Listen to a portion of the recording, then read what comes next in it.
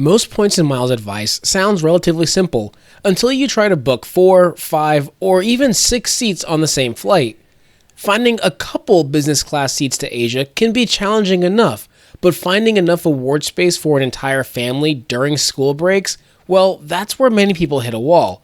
But today's guest has built her entire strategy around solving that exact problem. Maria specializes in helping families fly business and first class to Asia using points and miles, and she's developed a completely different way of thinking about award travel. One that focuses less on finding the absolute cheapest redemption and more on actually getting your family where you want to go. In this episode, we're diving into the airlines most people overlook, why EVA Air might be one of the best programs families aren't paying attention to, and how families of 3 to 6 can realistically book premium cabin travel to destinations across Asia and the Pacific. So if you've ever looked at award availability and thought, well, this works because they have 2 seats, but what about my family of 4, 5, or 6? Well, then this episode is for you.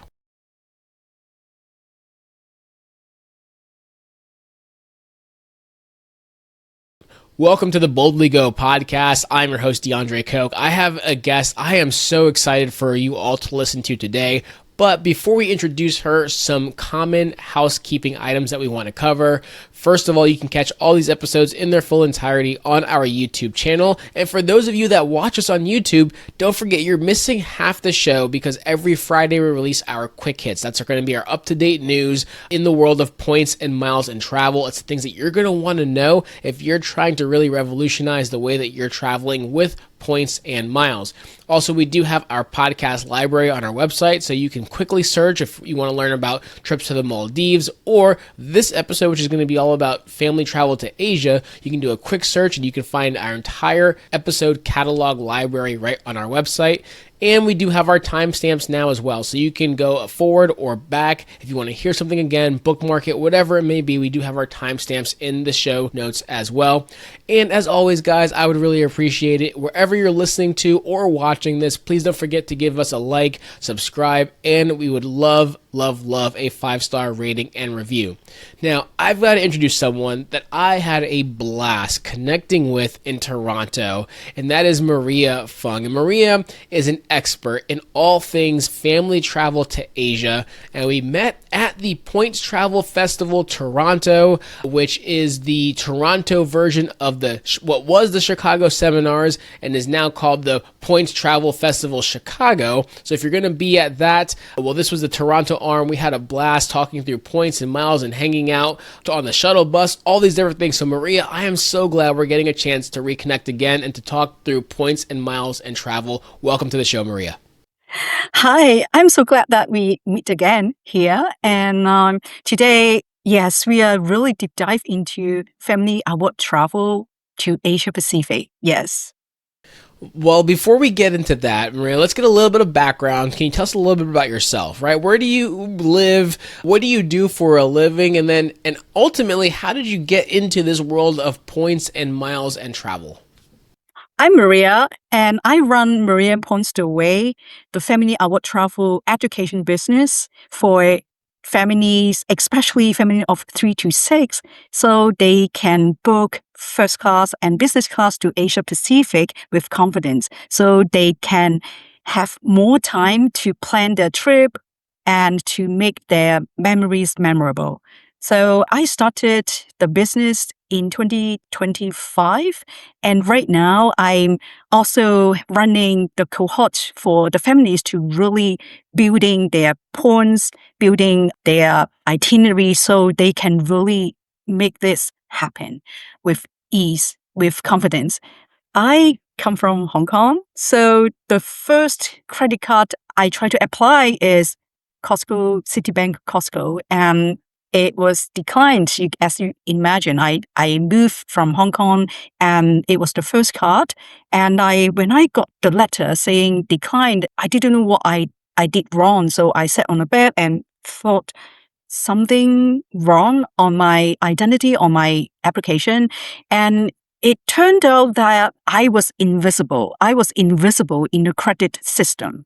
So I dig into all those how to get your first credit card after you move to the States. And I found out points and miles.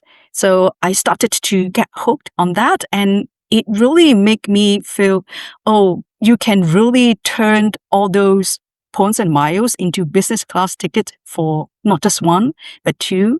But I needed 4 tickets. So I started to dig into this space and found out this is really a white spot that nobody or very few people talk about it.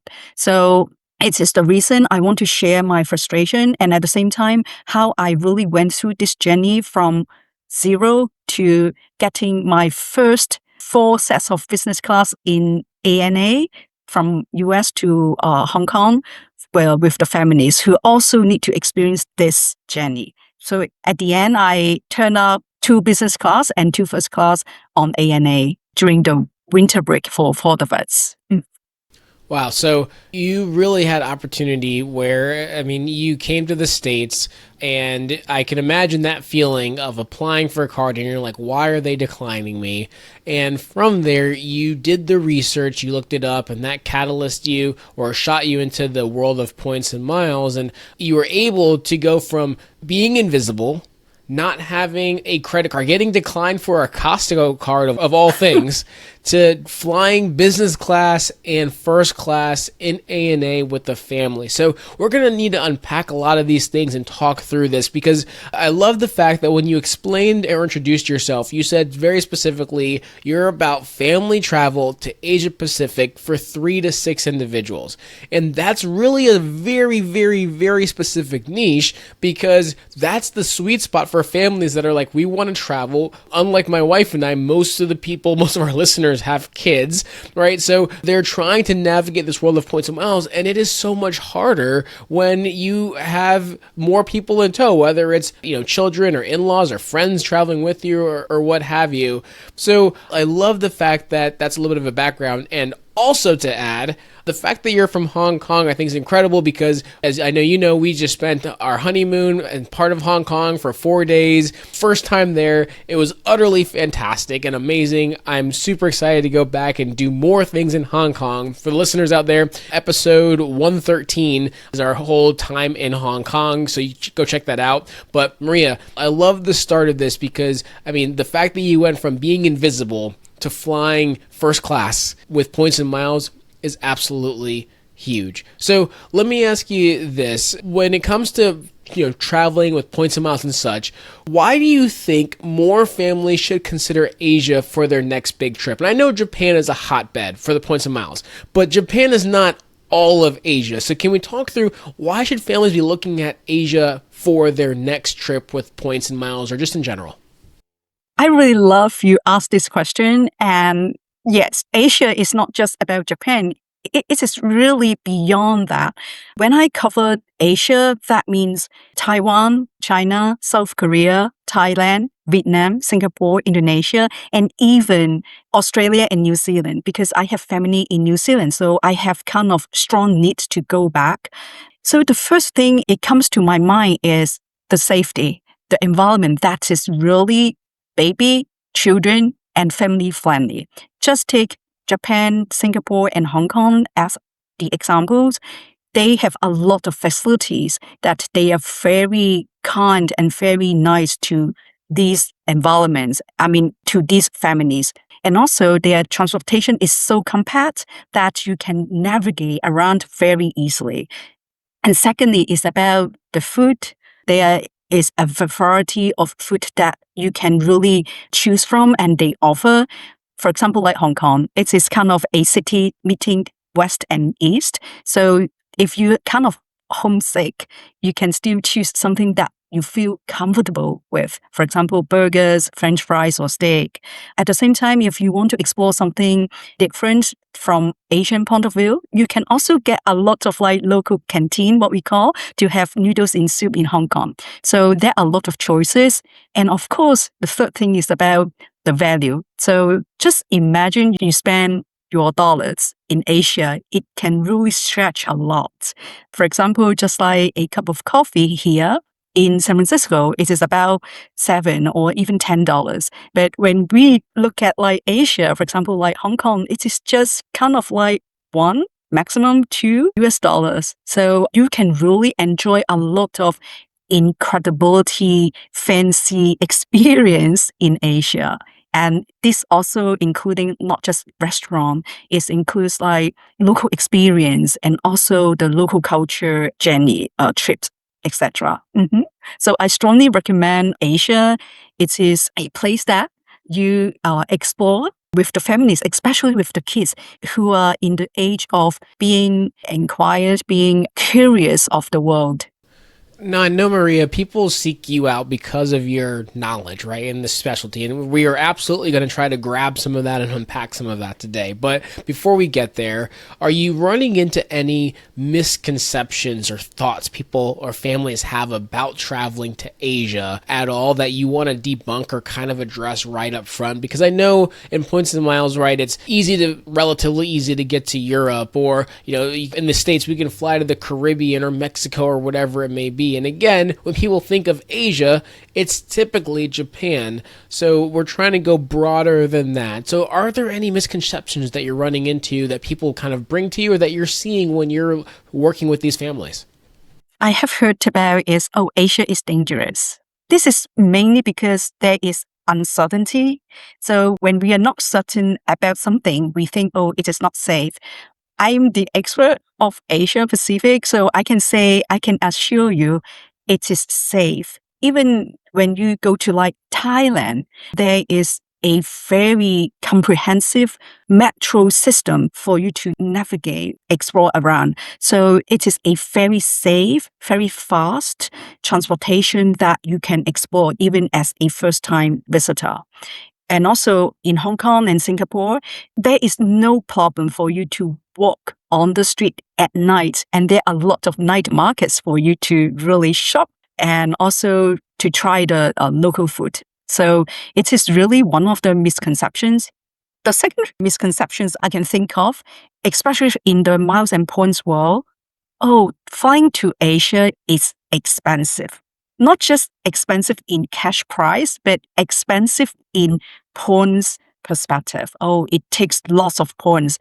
But today we will explore some programs that really look very decent, very reasonable. EVA Airlines program is one of the most generous and most decent programs that families can leverage, can take advantage of. Well, perfect, Maria. And I can say I myself have been in Thailand, I've been in Singapore, and I've been in Hong Kong now at night, very late at night for various reasons, mostly usually involving either food or clubs. And I've never had a bad experience in any of these countries, to your credit to what you just said. Well, let's start unpacking, I know, the information that the listeners are going to want to hear. And let's just start with this niche of yours, right? The 3 to 6 seats for families. What's your overall strategy when we're looking for getting that many seats on the same flight? And I know, if we're putting them all in economy, that's going to be much easier than all in business or first class. But I really am curious, kind of what's your strategy and maybe what are your go-to airlines? I know you just mentioned EVA. Yeah, how do you do it, Maria?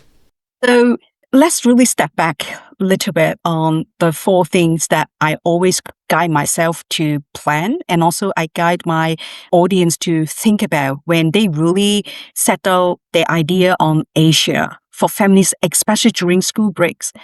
First thing is I really know about your priorities. It is also back to my step 1 in the Asia method I developed.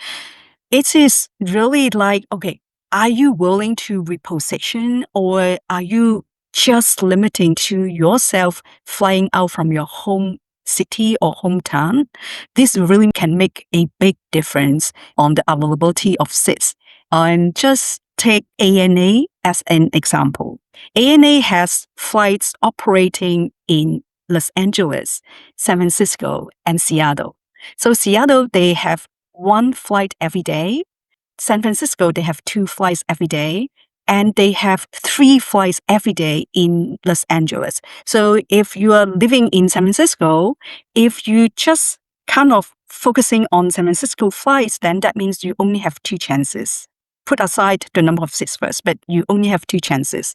But if you really are open and also you prioritize, okay, is this also a good idea to reposition? Then that means your choice are bigger. That means Seattle 1, San Francisco 2, right now it's 3, and you add Los Angeles 3, then that means you have 6 chances for you to consider. So it is also back to the priorities. The other thing is when we define the togetherness, it is about same flight, same day, or same itinerary that we meet together.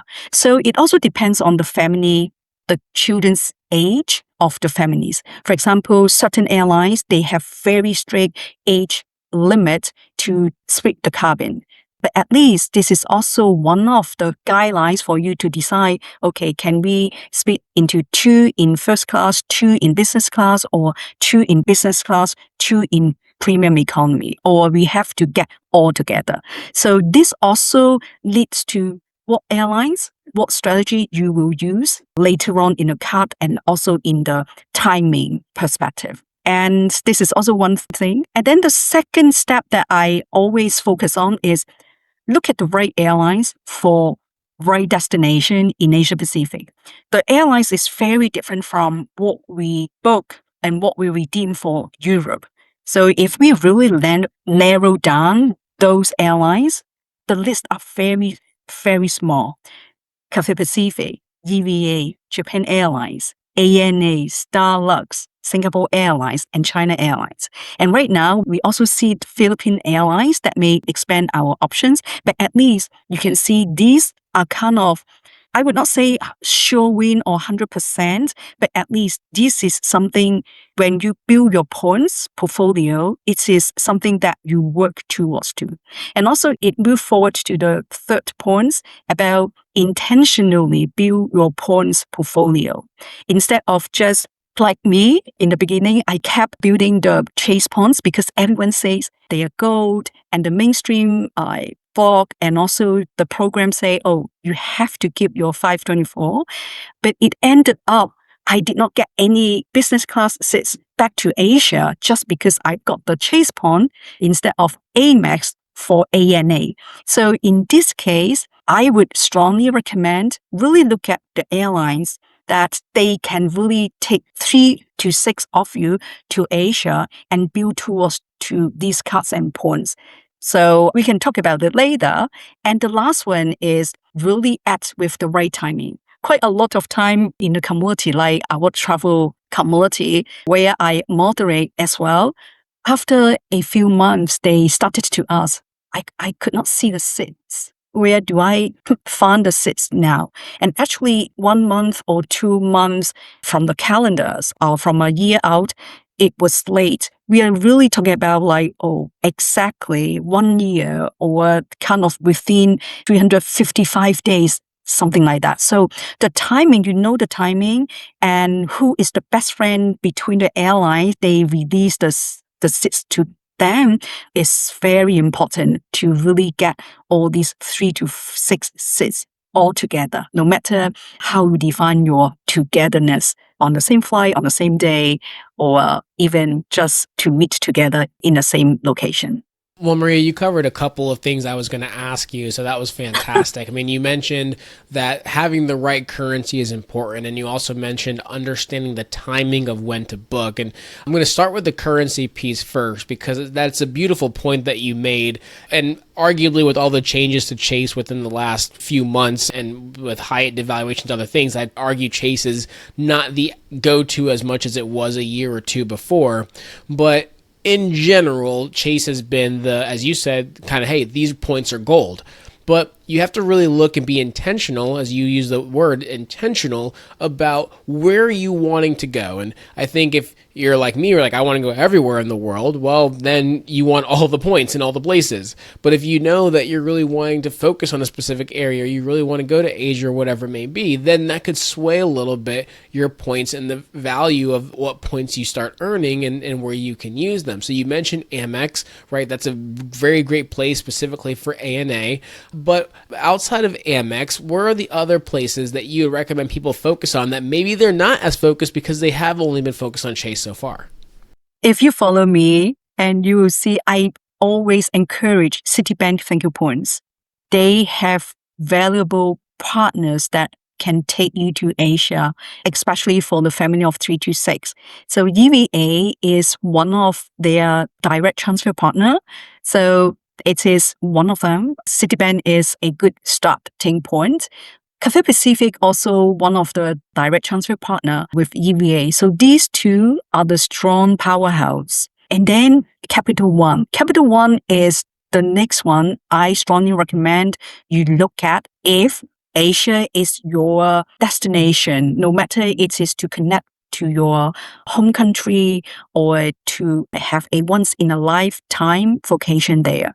Capital One, they have direct transfer partner with EVA, Cathay Pacific, and also Japan Airlines. Later on, we can talk more about Japan Airlines, but at least these three things really worthwhile for you to get their points.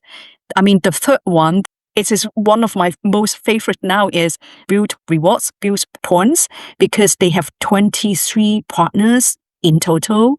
So Alaska is one of them. United Airlines is one of them, and Hyatt. So you don't have to rely on Chase now. But at the same time, when we look at the Asia destination point of view, Japan Airlines, which is 1-to-1 ratio transfer. So it is really a very strong candidate here to support your points and miles planning for 3 to 6 members. Of course, Cathay Pacific as well. Yeah, Built has been an incredible currency here, especially over the last just 6 months or so. So I could see where they can be an attractive piece to earn points for, specifically for Asia travel. Now, I want to go back to a point that you brought up a few minutes ago, because you talked about the timing and the opening of the award calendar and availability.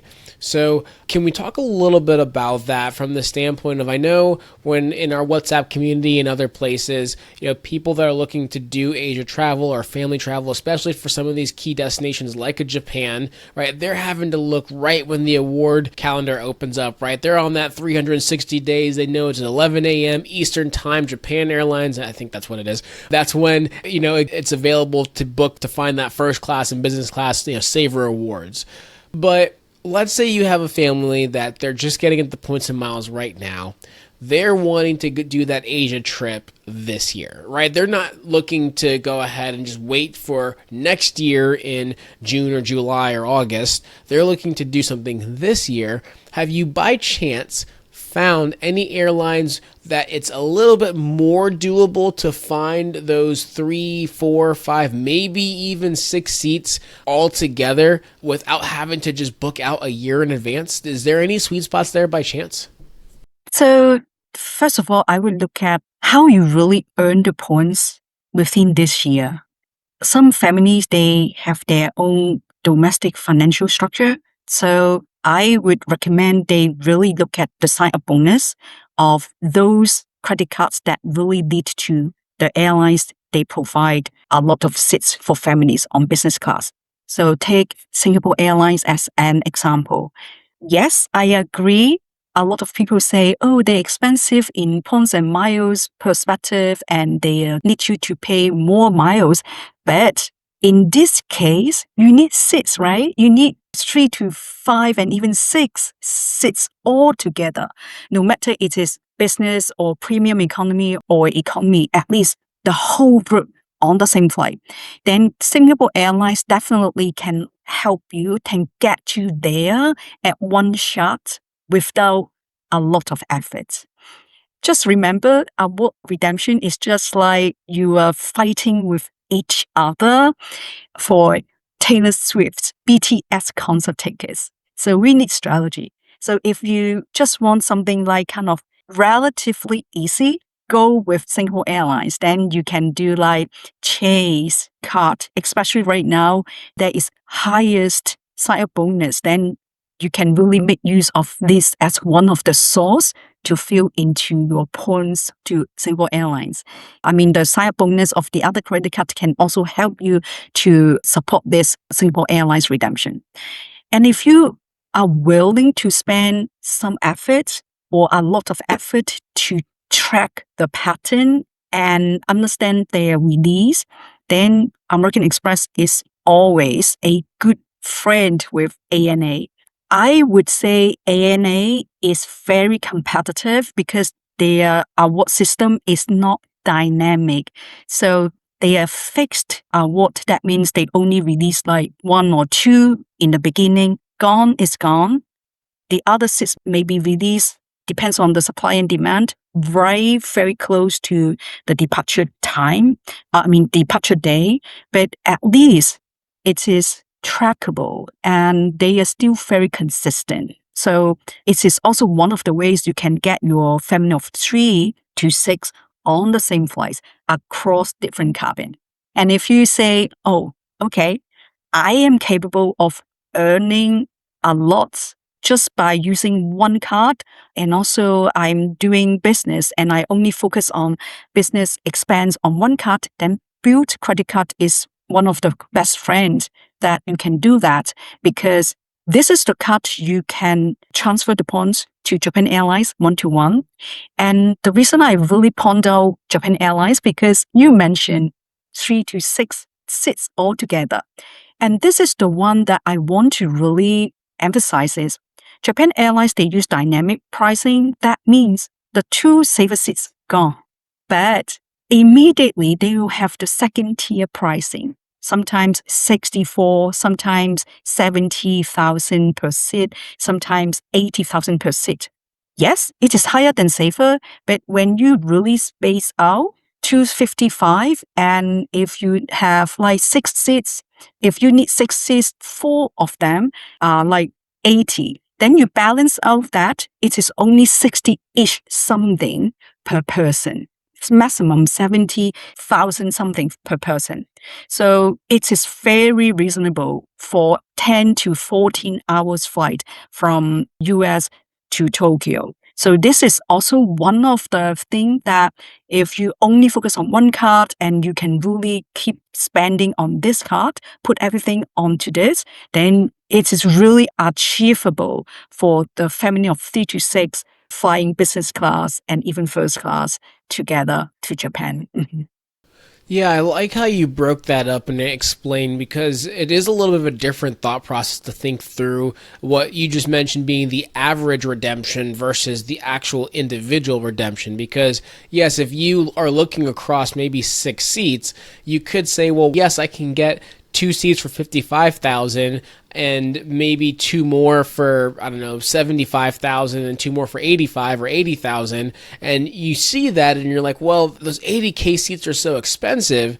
But if you actually average out the total amount of points per person on average, as you mentioned, as opposed to just looking at the individual seats, well, then that average is brought down, because I'm just doing rough math here in my head. But, we're somewhere in the space of maybe 65, 70K per person, as opposed to just thinking 55 and man, I paid too much for 85. You're looking at, okay, yeah, we got 6 seats for an average of 65, 70K. And that's a really different thought process I think probably many people don't actually have, because they only look at, well, one seat's cheap and one seat's more expensive, but that average is really, really key. So I really appreciate you kind of breaking that down and explaining that.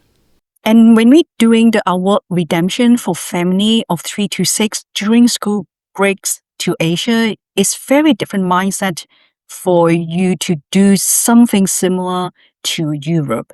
If we look at those airlines flying from US to Asia, EVA from US West to Asia, it is 75,000. If you fly from US East, it is 80. So it is the average number. So Japan Airlines, yes, a lot of people right now have Japan Airlines miles, keep saying 55K, when these really have the seats fly over like 70K, 85K, or even 100. And if you just like what you say, average out, and it is even below what EVA needs. So this is really a good number. And we don't even mention like Cathay Pacific. Cathay Pacific right now from US West to Hong Kong is 91. So you can see if there are seats in Japan Airlines, And even though they are not safer, why not just focus on that program and really embrace the beauty of dynamic pricing? Of course, if you are only like one or two people, then you always can focus on the lowest redemption rate. And this is also something quite a lot of families may misunderstand. The lowest redemption rate is the best. I mean, families really have different priorities, like fixed schedule. No matter you're in like elementary school, middle, high, or college, they only can fly out on this day or on these few days. That's all. They can't really move. Oh, we fly out in March instead. No. So there is some kind of priorities, some kind of decision they have to think before making all these, or which one really fit for them instead of chasing the lowest one. Hey everyone, quick break from the episode. If you're enjoying the show, make sure you're subscribed on whatever platform you're listening on so you never miss an episode. And if you've gotten any value so far, it would mean the world if you left a quick rating or review. It helps more people discover the show and keeps us motivated to keep creating great content. Also, if you're feeling stuck or want help with points and miles, whether it's picking your first card, planning a big redemption, or even having someone book it all for you, we've got you covered. There's a link in the show notes to schedule a free points and miles consultation. Just fill out a quick questionnaire, tell us your goals, and we'll take it from there. And don't forget, our newsletter and private Facebook group are great ways to stay on top of breaking news, updated card offers, and tips that don't always make it into the podcast. You'll find those links in the show notes as well. Now, back to the episode. Well, Maria, you've mentioned EVA Air a bunch of times, and I will admit, I have no experience in EVA. I've heard many great things about them over my years in points and miles. I just have literally never booked anything with them or even looked to book anything with them. So I'd love to do a little bit more of a deep dive because I think this would be beneficial for the listeners, but also for myself as well to understand more about what is the true value of EVA. And I'm just going to ask, just in the most basic sense, why are you such a fan of EVA Air? Okay, EVA, if from family outward travel redemption point of view, they are consistent and they have sufficient seats for families. So releasing 2 to 4 seats on the same flight in business class is kind of common on the routes between US and Taipei. And something that EVA has a lot of flights between Taipei and US. We are talking about close to 100 flights from and to these two countries. So they have a lot of choices, a lot of opportunities for the families to redeem and to consider. So not just US West like Vancouver, Seattle, Los Angeles, and San Francisco, but also East Coast like New York. Right now is Washington, D.C. And also in the middle, we have Chicago and also Dallas. So they really cover a lot of spots that the American families are living here. And the second thing is they really very exclusive to the members. In the past, we are talking about, which partners they can redeem for certain programs. For example, using the partners program so you can have the lowest redemption rate. But for families, I would really debate on this point. Families, we need seats. So we focus on which programs they really have reliable and consistent seats release pattern. So EVA is this. And they really protect their members very well. So during the COVID and even right now after COVID, they really limit a lot of award seats to their own members. So if you look at like Airline, if you look at like Life Miles, you don't really see a lot of EVA business class seats on their program only until the very last minute. When I say very last minute, it is like 48 hours, 72 hours. It is something impossible for families to plan. So that's why if we need to plan ahead as families, EVA is very reliable during their appointed time they release for these kinds of routing. Yeah. Can you talk through what the business class experience is actually like on EVA? Because as we know, not every business class is created equal, right? We've heard of the top quality ones like Qatar Q Suites and Emirates business class or Japan Airlines business class. Singapore Airlines has a great business class. For someone that's completely new and has never heard of even EVA Air, can you talk through, is the business class experience worth it on its own, or is it just a really great way to fly to Asia just for points? They have very good product, especially on the business class and the latest premium economy class.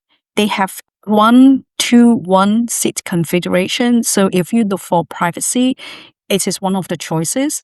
I know they are going to have the A350-1000 in 2027 and even beyond. So they would have newest aircraft and more modern seats model for the families. So these are something that we are excited about and looking forward to. From the food point of view, they are really good. When I say good, it is they offer different options, not just the kind of pasta or kind of chicken, that kind of in very heavy creamy sauce, but they really bring in a lot of Taiwanese style and the taste so that even as a foreign traveler or those who never visited Taiwan before, they really have the first taste about Asia, the Asian flavor on the flight. And the third thing is the service. EVA is very typical Taiwanese Asian carrier, so the attention to details is very different from United Airlines, Delta, American Airlines. So you really feel they care about you in very deep details. So they are also very smart to respond to your any signs that they look for service, they look for help. Now, I know you already mentioned this, Maria, but can you clarify again? So if someone's interested in booking EVA, what transferable currencies allow you to even book EVA? Because it's not one of the ones that are on everywhere, or that are everywhere, I should say, like a Air France KLM or an Aeroplan. So how do you actually get miles or points over to EVA? When your focus is EVA, I would strongly recommend your points portfolio should include Citibank thank you points, Capital One rewards, and if you have some banking relationship with HSBC, they are also the direct transfer partner. So 3 sources that really help you to build a good amount of EVA points for the whole family.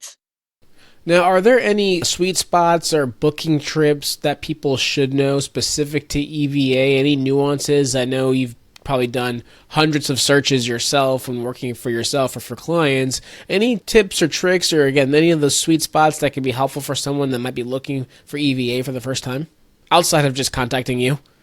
I would say, okay, this is also my students who really only fly EVA share with me, even though you can DIY your searches on their website, the best thing is to call their global center because they are very helpful and they really help you to check, okay, which day or which flights are still available from upgrade point of view and also from the availability point of view. So make use of the phone. Yeah. Wow. So where typically we hear that the phone service is the thing you want to avoid, you're saying that the phone service is what you want to embrace. So for any of you that are the typical millennial that doesn't like talking on the phone, I'm not one of those people. I'm happy talking on the phone. But anyone that does not like talking on the phone, if you're wanting to book EVA and you want that sweet spot of that in, you heard it by Maria, you got to give them a phone call to do so. So I love that, Maria. Well, let's move on and talk through, before we move on, talk through some other airlines. Anything else people should know about EVA at all by chance?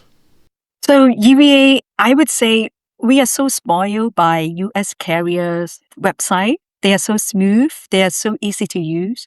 However, EVA, the whole redemption system is, I would say, it is a bit awkward.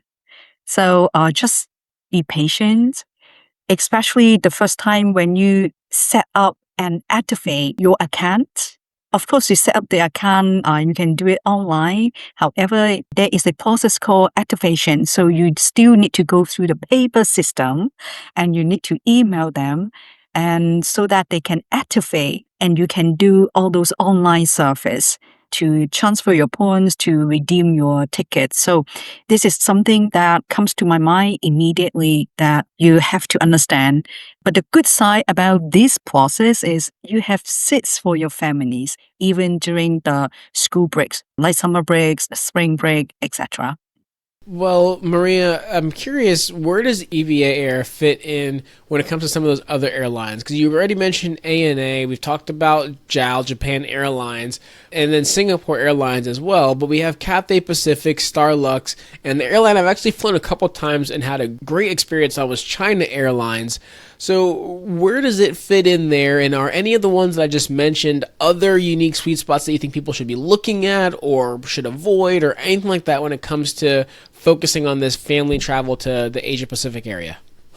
So let's look at Cathay Pacific, especially if you look for direct flight from any major cities in the States to Hong Kong.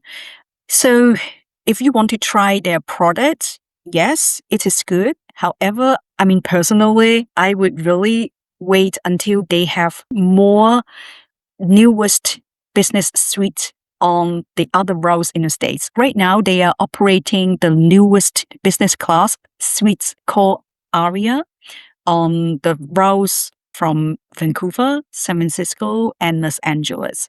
So these are really very decent products, especially you are looking for privacy with the door, which is one of my friend's basic requirement.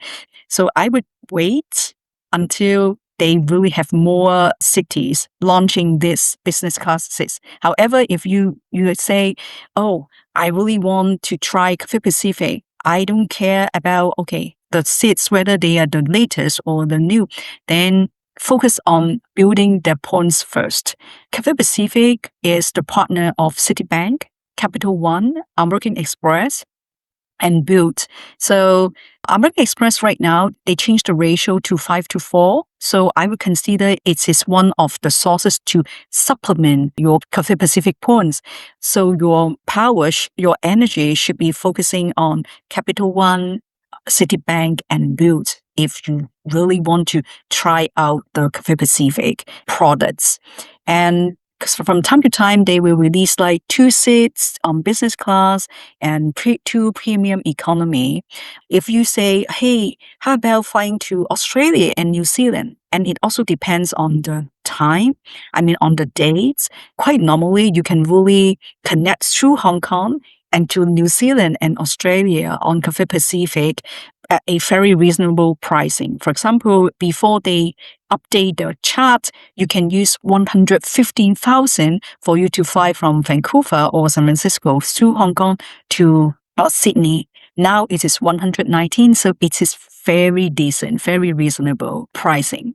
Of course, if you say, hey, I just want to try and build a certain segment, quite a lot of time from Hong Kong directly to Auckland or to Sydney, you can find 4 business class seats only on this segment. Especially Sydney, they run 5 flights every day. So there are a lot of chances, a lot of opportunities there. Maria, that was absolutely fantastic. I love that breakdown with Cathay, and this is not New Zealand or Australia, but as I mentioned on my honeymoon, when we went to Hong Kong because I found amazing availability getting to Fiji, which was our destination, by going through Hong Kong. So we flew to Hong Kong. We didn't have a whole connection. We actually stayed in Hong Kong for 4 days and then flew from Hong Kong to Fiji. And that was, a nice 10-hour flight. But the Hong Kong airport was great. Unfortunately, we didn't get to stay in any of the super nice lounges because of a massive flight delay and the airport was basically closed. But that's besides the point. I think it goes to the point of when it comes to points and miles, we have to think a little bit differently. And it can be a steal or a deal of points, as you just mentioned, to get to New Zealand or Australia, but by just routing through Hong Kong to do it. And I think that's those little tidbits or tweaks that can really help a family change or revolutionize the way that they travel and how they are still able to use points and miles to get to these destinations. I do want to cover, before we wrap up, some incredible places to stay, because we've been focusing on the airlines. But before we get there, anything else you can think of when it comes to any of these other kind of Asia dominant airlines like Starlux, China Airlines, anything else that comes to mind with those? Or have we pretty much covered most of the sweet spots that you're really working with the most? So China Airlines, just like what you say, I also love them. I love their business class, especially they have partnered up with one of the very famous 3-star Michelin restaurant. However, right now, they don't really release a lot of seats to the partners like Flying Blue.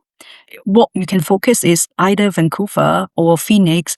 You still have to work out, okay, whether it can really fit all the family members. Usually I only can see like one or two, but if you really can see this showing up on Flying Blue, don't think, just grab it, just book it. They are really good, no regrets. And Starlux, I would say building the Alaska Atmos points, it is the first strategy because right now Starlux, either you have Taiwan credit card because they have the direct partnership there, or if you are in the States and you don't have any Taiwan identity, then the only solution is Alaska card earning Atmos or build through the build credit card to earn the Atmos points. So this is the way how you redeem Starlux, business class, premium economy, and economy class. I would say I have redeemed business class for my husband, myself, and also premium economy for my daughter to fly alone to Japan. And their comments are very positive, very good, especially this is very something that I really love. They have boba tea. They have the Taiwanese boba tea on the flight and they really freshly made. So I love it. And if you love cocktail, they have more than 10 cans, I think. Yeah, I remember more than 10 cans of cocktails that they partner up with the local Taiwanese bar. So you can really taste kind of real fusion and Taiwan version of cocktails that on the way brings you back home or to Taiwan. Yeah. Mm-hmm. I love that. Authentic cocktails on an airplane. That sounds like so much fun. I've never flown Starlux, but I've seen a lot of the pictures and videos of it, and it looks like an incredible stay. Maria, that's been absolutely fantastic. There's been so much great information today. I'm going to ask you an impossible question to answer right now. And I'm going to frame this around. If you or anyone had said, DeAndre, what's some of the best places to stay in North America? I'd be like, well, where do you want to go? So I 100% understand what I'm about to ask you here, but I'm still going to ask you anyway. What are some of your favorite hotel redemptions for families in Asia when it comes to travel? And this can be wherever you want to define, wide open, completely, however you want to answer it. But I'm very curious, what are some of your favorite hotel redemptions in the points and miles space for Asia specifically? So if I look back my experience and my redemptions, I have stayed in like Park Hyatt Kyoto, Conrad Tokyo, and also Park Hyatt Auckland, and also like Ritz-Carlton Kyoto, etc., etc. I mean, quite a lot of names you can really name it, and we have stayed before as a family. But when I really look at my first year, because it is my first year, so I never tried any fancy hotel through points and miles. I mean, business, if you sponsor by your business, then it is, by your company, then it's different thing. But if only looking at points and miles, I would really say try something I never tried before. So the first year, I really planned around those fancy points hotel, just like what you mentioned, Park Hyatt Kyoto, Ritz-Carlton Kyoto, Conrad Tokyo, Conrad Osaka. So all these, and I planned out the itinerary around this. And among this, even though a lot of people say, hey, how best the Park Hyatt Kyoto is, I would rank Ritz-Carlton Kyoto about Park Hyatt just because it is about the emotion, about the human connection. They really put a lot of attention, a lot of focus on my family, especially my youngest kid. She was very emotionally challenged. So a lot of times she was very grumpy, and the team of staff really helped her to go through these kinds of difficulties. I still remember one of the experience was the kimono experience. And I decided to join the one in Ritz-Carlton Kyoto. And they really help us to comfort my daughter for a whole hour. So it is something extra. It is something that I've never expected. Well, when I communicated to Park Hyatt Kyoto, yes, they are very nice, very professional, very Japanese style professional, but I feel it is kind of cold, a bit distant. So again, it is something that I would rent it. So this is still number one. The other hotels I would recommend, and I think it is very good for families, is if you travel to Hokkaido in Japan, there is one hotel called Park Hyatt Niseko. So actually it is in Sapporo, near Sapporo, 2 hours away from Sapporo. It is a ski resort. They are very family friendly. So it is also the space that I found it very accommodating, and the food was so good and also very spacious. If we look at like just the basic redemption room, they can fit 4 people.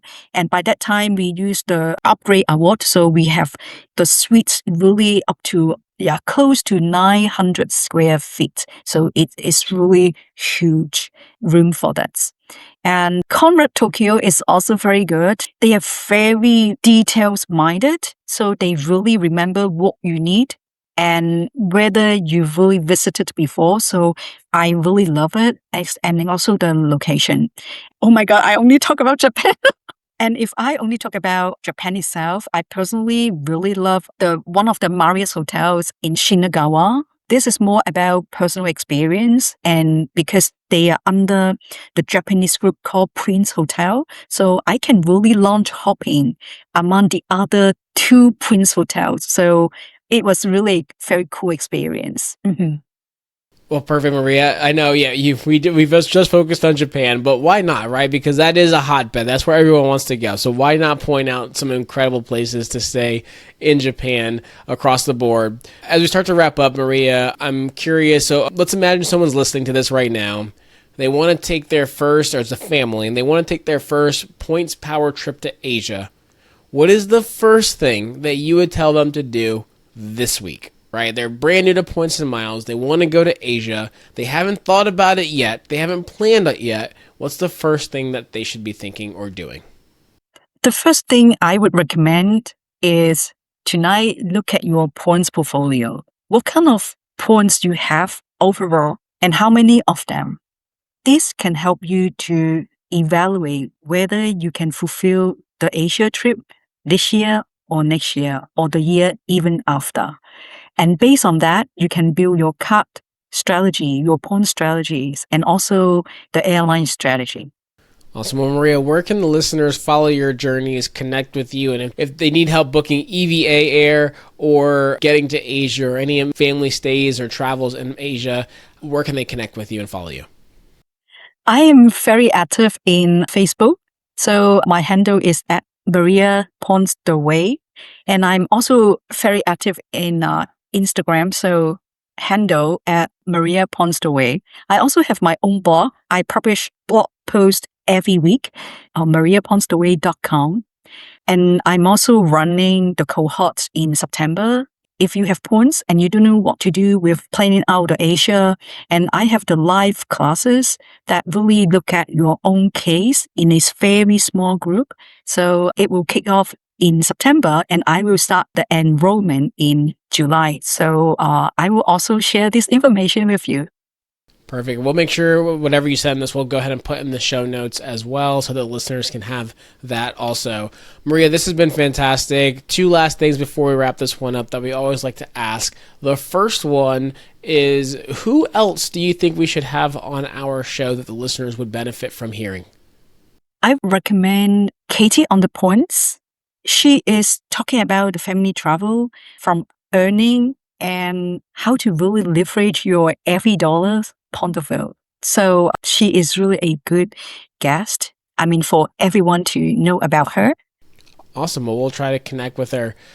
Maria, any final thoughts, anything else you'd like to share with the listeners when it comes to family travel, Asia family travel? Any last points before we wrap this one up? So my last suggestions and kind of recommendation is focusing on A, look at your priority, and then S, select the right airlines that really take you and your families to Asia. And then it is intentionally build your points portfolios and really act with right timing so that you can really get all the six together. Awesome. Well, Maria, thank you so much for coming on the show today. You've been a wealth of knowledge, helped teach me some things even when it comes to traveling to Asia and looking at some sweet spots in different places that I haven't paid much attention to, like EVA Air. Also, you're such a wealth of knowledge and also just a really fun person to hang around in person at the conferences and just your bubbliness and everything else. So really appreciate you coming on the show. It was great getting a chance to connect with you, and thanks again for all the information today. Thank you. And I will see you in October in the Ponds and Travel Festival in Chicago. We will be there. We are speaking there as well. So looking forward to getting a chance to see you there in person and enjoying some more conversations as well. So for the listeners out there, if you enjoyed this episode today, be sure to follow us on all the social media channels, but also follow and connect with Maria as well. We'll link to all of our information in the show notes and sign up for our newsletter, our private Facebook group. Both of those are ways to get access to our private WhatsApp chat community. We're a talkative bunch, but we love points and miles. And if there's breaking news that you want to know, that you're going to want to know down to the minute, down to the second, the WhatsApp group is where someone's likely going to share it as well. Don't forget to like, share, subscribe, tell all of your friends, and as always, we will see you on the next episode. Don't forget to travel well, live boldly, take care.